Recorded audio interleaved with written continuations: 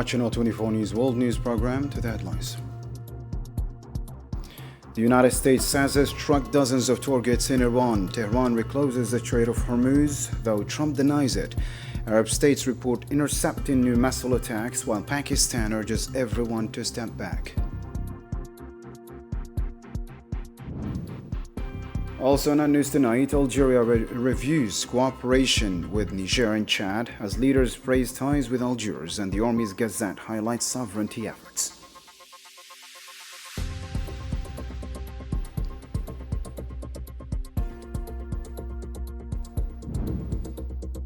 And later, rights groups call for UN action on Sahrawi detainees as French lawmakers denounce Moroccan occupation abuses. Stay with us for the details.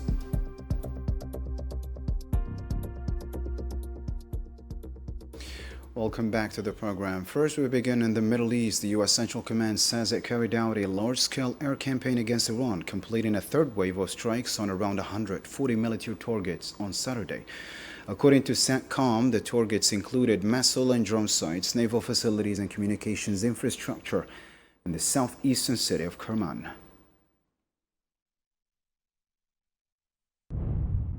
The U.S. military struck around 140 Iranian military targets using precision-guided munitions launched from land and sea-based fighter aircraft, unmanned aerial vehicles, and naval warships. According to the statement, the targets include missile sites, drone facilities, naval capabilities, ammunition depots, communication networks, and coastal surveillance positions. The U.S. Central Command also said it has struck more than 300 Iranian targets over the past 3 days, saying the operations were aimed at securing navigation through the Strait of Hormuz. Over 3 nights of strikes this week, U.S. Central Command targeted more than 300 sites in an effort to degrade Iran's ability to attack civilian mariners and commercial vessels transiting the Strait of Hormuz. CENTCOM added that commercial shipping continues to move through a strategic waterway, and that since early May, U.S. forces have helped facilitate the safe passage of more than 800 commercial vessels and over 400 million barrels of crude oil through the Strait of Hormuz. As you followed in our headlines, Iran's decision to reclose the Strait of Hormuz has further strained already stalled diplomatic efforts and raised fears of a broader regional conflict. Marubeli reports. With a renewed cycle of attacks and counterattacks between Iran and the United States, the Middle East seems to be edging back toward the brink of regional escalation, retracing the trajectory that characterized the war's early days.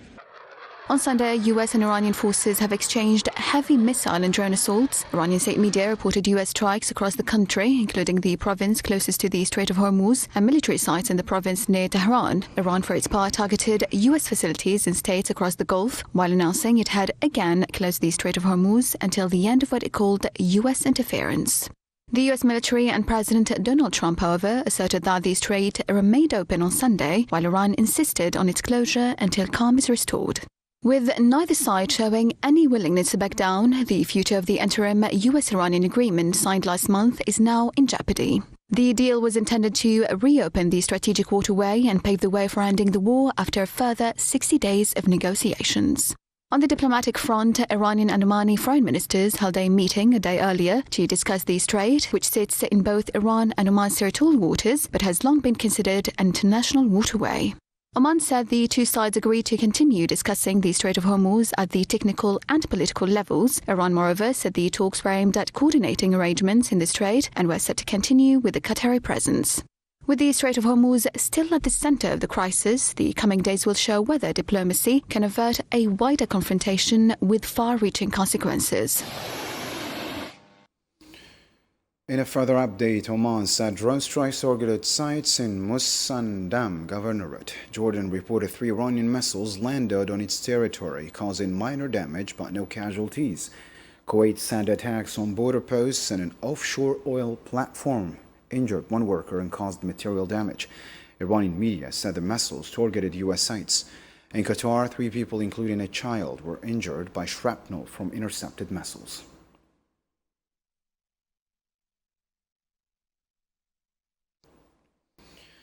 The attacks quickly drew regional reactions. Qatar condemned the renewed Iranian shelling of its territory and neighboring Gulf states, calling it a dangerous escalation and urging an immediate end to the fighting.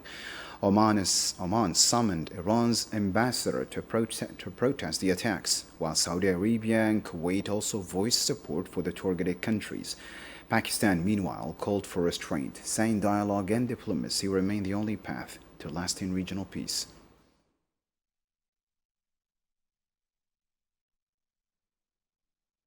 Elsewhere in the region, 7 Palestinians, including 2 children, were martyred on Sunday by Zionist fire in the Gaza Strip. The Palestinian Red Crescent said 4 martyrs, including a child, were recovered after a Zionist massacre in Gaza City's Sabra neighborhood.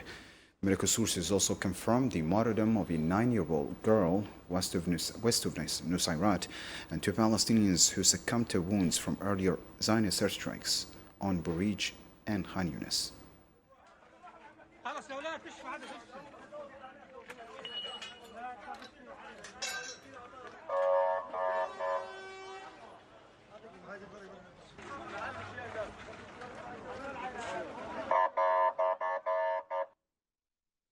Still with Gaza, growing concern surrounds the fate of the Palestinian doctor Hussam Abu Safiya, who has remained in Zionist detention since late 2024. His family says his health is deteriorating rapidly and is calling for urgent medical care. Here's Zahra Farjani with more. Family photos are all Hussam Abu Safiya's loved ones have left to hold on to. Sitting beside her son, his sister recalls the man he was and the days before he was arrested. Today those pictures have taken on a different meaning, serving as painful reminders of his absence and fueling the family's growing anxiety every time his lawyer comes with news. Every time the lawyer visited him, he came back with more bad news. Each visit was worse than the one before. After the first visit, he told us Hussam had scabies, an eye injury, broken glasses, and a fractured rib. Before his arrest, Dr. Hussam Abu Safiya headed Kamal Adwan Hospital in northern Gaza. As Gaza's healthcare system crumbled under months of Zionist bombardment, the hospital became a symbol of the crisis. Despite the dangers, he continued treating patients and doing everything he could to keep medical service running. Now he's the one in need of care. His family says his health has deteriorated sharply in detention and that he has been denied even the most basic medical treatment. His face, his eyes, his entire body were covered in bruises from the beatings. He could barely breathe or speak. He even lost consciousness in front of his lawyer and collapsed to the ground. Dr. Abu Safiya was arrested during a Zionist operation at Kamal Adwan Hospital in December 2024 and has remained in Zionist custody ever since. His family strongly denies the accusations against him, insisting there is no evidence to support the claims. How can they accuse him of being an unlawful combatant? On what basis was he arrested on a battlefield? He was taken while working at Kamal Adwan Hospital, not on a battlefield, in front of his lawyer and collapsed to the ground. More than a year later, Dr. Hussam Abu Safiya is still being held without trial. His case is one of many, as thousands of Palestinian families continue waiting for answers about the fate of their loved ones and the conditions in which they are being detained. About the fate of their loved ones and the conditions in which they are being detained. Back home now, President of the Republic, Mr. Abdelmajid Tebboune, has reaffirmed Algeria's commitment to accelerating joint projects with Niger and Chad, especially in electricity production, to boost regional development and economic cooperation. He also instructed the foreign minister to oversee the implementation of the agreed projects. At the cabinet meeting, the president ordered full integration of the National Digital Services platform within 1 month and said the tourism allowance will temporarily be issued through bank cards to prevent abuse. He also called for continued support for Algeria's startup ecosystem and greater private sector investment in innovative businesses.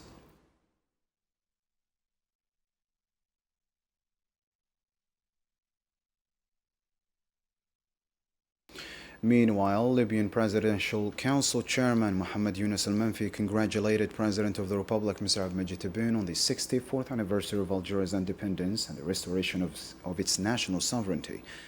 He reaffirmed his commitment to strengthening the historic ties and bilateral cooperation between Libya and Algeria, wishing Algeria continued security, stability, and prosperity.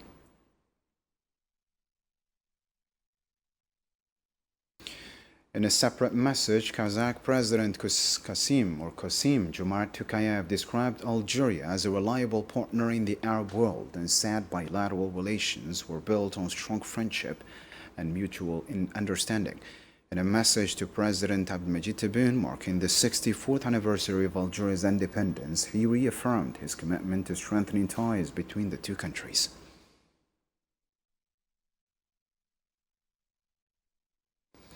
India also reaffirmed its ties with Algeria. Indian President Draupadi Murmu expressed her country's desire to further strengthen relations with Algeria, particularly within the framework of South-South cooperation. In a message to President of the Republic, Mr. Abdelmajid Tebboune, marking the 64th anniversary of Algeria's independence, she said Algeria and India share historic ties rooted in friendship and mutual cooperation.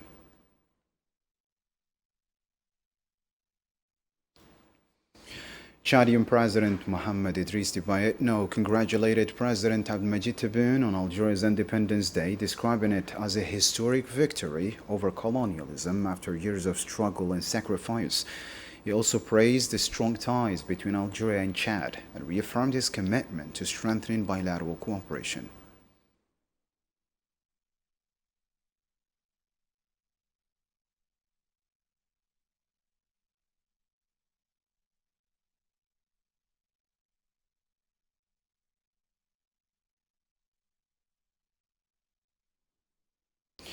From Africa, President of the Republic, Mr. Abdelmajid Tebboune, also received a congratulatory message from Niger's President General Abdurrahman Tiani. Tiani praised the strong friendship and cooperation between the two countries and reaffirmed his commitment to further strengthening bilateral ties.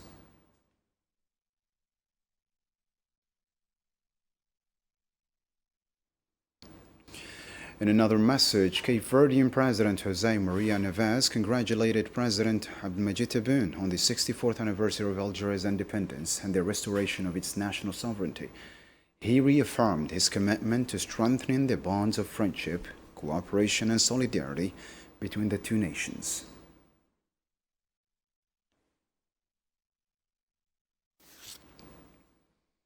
Domestically, the Algerian Army Gazette praised the ongoing efforts to strengthen the foundations of the state's comprehensive power across political, economic, social, and security sectors.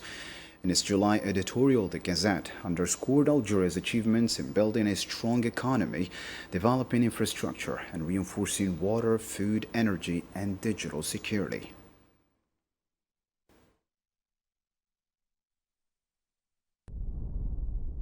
It is certain that what our country is witnessing today in terms of significant achievement and gains in various fields, in addition to the prestigious regional and international standing it has attained, is a manifestation of this noble and sincere endeavor in accordance with a clear and insightful vision based on the wise investment of national capabilities, the building of a strong and productive economy, the development of infrastructure, and the strengthening of water, food, energy, and even digital security, thereby reinforcing our sovereignty and fortifying our country against various challenges.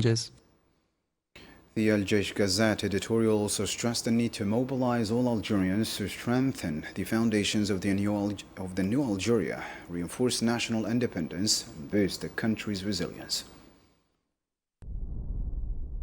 Although 60 years in the bit is a period hardly worth mentioning in the life of nations, what Algeria has achieved in recent years as it embarks on its ambitious path of renaissance confirms beyond any doubt the ability of Algerians to perform miracles, to overcome all challenges and to win all bets. This was affirmed by the President of the Republic, Mr. Abdelmajid Tebboune, in his message on the occasion of the 64th anniversary of Independence Day. It is absolutely certain that the victories achieved by our glorious liberation revolution and the glories it has immortalized were the fruit of the values of sacrifice, steadfastness, unity, and cohesion that the Algerian people possessed, who made their glory with their own hands. These are the same values under whose auspices the foundations of the new victorious Algeria are being established.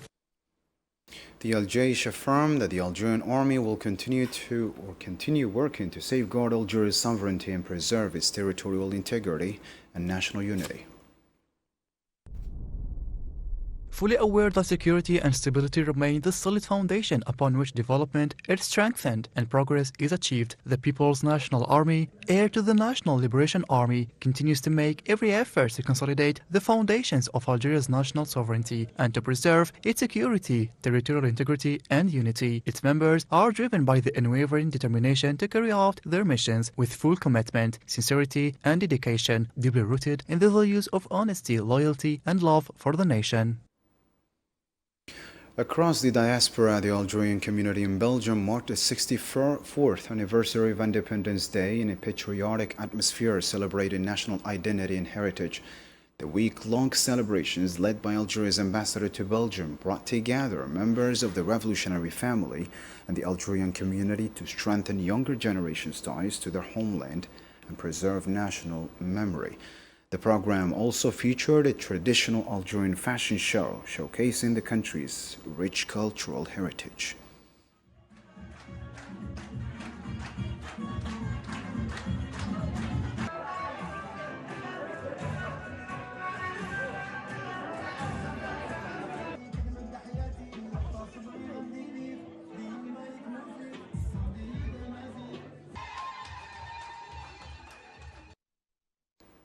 To more regional news now, the Sahrawi Human Rights Coordination Mechanism called on the international community to intervene to save Sahrawi political and civilian detainees in Moroccan prisons, particularly hunger-striking prisoner Nama Asfari. The group urged the UN and the European Union to pressure the Moroccan occupation to immediately release the arbitrarily detained Sahrawi prisoners.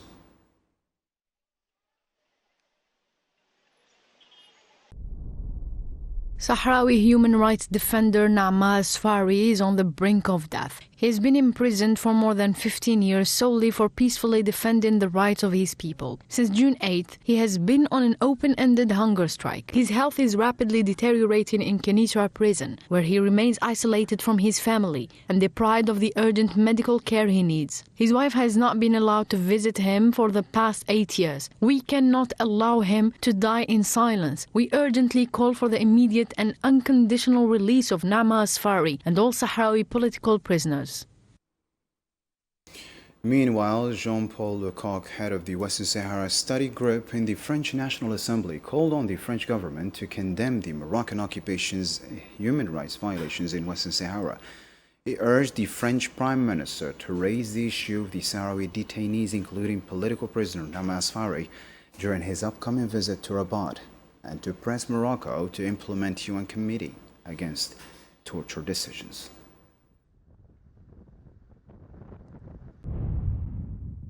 Morocco has been condemned on several occasions by the UN Committee Against Torture for extracting confessions under torture, particularly in the case of members of the Gdeim group, including Nama Asfari. Asfari has been on hunger strike since June 8. He is married to a French citizen who has been barred from entering Morocco since 2016. His hunger strike is intended to draw the Moroccan authorities' attention to the need to comply with the opinion issued by the UN Working Group on Arbitrary Detention, which calls for the release of the Sahrawi detainees belonging to the Gdeim group who have been arbitrarily detained since 2010. Turning to Europe, Ukrainian authorities said at least 4 people were killed in Russian drone and missile attacks on Saturday evening. Officials said 3 people were killed in the Dnipropetrovsk region, while another person died in a drone strike on the southern city of Kherson.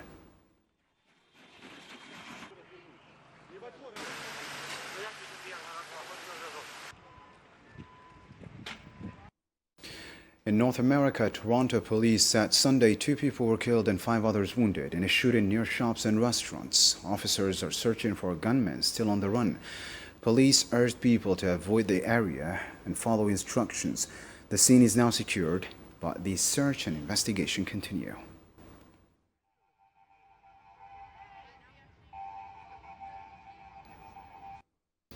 Now to South America. Recovery efforts continue in northern Venezuela more than 2 weeks after the devastating earthquakes. As rescue teams search through the rubble, authorities say the death toll has risen to more than 4,000 to 4,333, with thousands still homeless. Karim Mustafa has more in this report now. Rescue efforts continue around the clock in Venezuela, more than 2 weeks after twin earthquakes devastated the north of the country. Local and international rescue teams, volunteers, as well as families of the missing are still searching through the rubble, refusing to give up hope. But with the high temperatures, thick dust, unstable buildings, and stench of decomposing bodies, conditions on the ground remain extremely difficult. We are searching the rooms to locate the body because of the strong stench coming from the area. At this time, we do not know where the body is located. We are looking for a 3-year-old child under the rubble. We are trying to find him. There are 6 of us working here, but there are actually about 40 workers spread out across the area. Today we will stay here, and tomorrow others will come, and that's how it goes. The twin earthquakes were followed by more than 1,000 aftershocks. With 25,000 homes damaged, attention is also turning to the enormous task of rebuilding, as the government seeks funding from Venezuelan assets held overseas to help finance the recovery and reconstruction efforts. As of today, July 11, 2026, the number of Venezuelans who have died as a direct result of the terrible earthquakes on June 24th stands at 4,333. The president is also sending letters to countries where assets belonging to Venezuela have been illegally withheld. This is so that this gold can, through a direct fund, be dedicated solely to the reconstruction process. In shelters across Caracas, Miranda, and La Guaira, authorities have started a biometric registration process to identify those in need of new homes, a first step in a much larger effort to address the aftermath of the disaster, even though the recovery process is expected to take months, if not years. And finally, let's wrap up with sports. The 2026 World Cup semi-final lineup is completed with Argentina set to face England and France taking on Spain, keeping alive the tournament's tradition of crowning only former world champions. Sofian Kandera has the story. Some roads are familiar only to those who have already reached football's summit at the World Cup. History has a habit of repeating itself. From the United States to Canada and Mexico, the expanded 48-team tournament has done little to rewrite football's hierarchy. Once again, the biggest stage belongs to those who know how to win it. 4 former world champions have booked their places in the semi-finals, proving that experience still carries enormous weight when the race for football's greatest prize reaches its decisive stages. The 23rd edition of the FIFA World Cup now belongs to football's heavyweights. France face Spain, while defending champions Argentina meet England. For global powers, 4 former champions, together they account for 7 World Cup titles and promise 2 semi-finals worthy of the tournament's biggest stage. France and Spain renew one of European football's greatest rivalries, this time with a place in the World Cup final at stake. Didier Deschamps is chasing the 3rd world title for France and hopes to end his tenure by lifting football's ultimate prize once again. Across the touchline, Luis de la Fuente is aiming to guide Spain to only its 2nd World Cup triumph, 15 years after La Roja conquered the world in South Africa. On the other side of the draw, defending champions Argentina continue their quest to retain the trophy and end the 4th star to the jersey. Standing in their way is an England side, still pursuing a dream that has remained out of reach since lifting its only World Cup in 1966. Determined to bring football's greatest prize back to its birthplace. 90 minutes or perhaps more will separate history from heartbreak. One chapter will close, another will begin. 2 teams will move one step closer to the football immortality, while 2 others will watch the dream come to an end. Well, that wraps up our news program for tonight. Thank you for watching. Take care.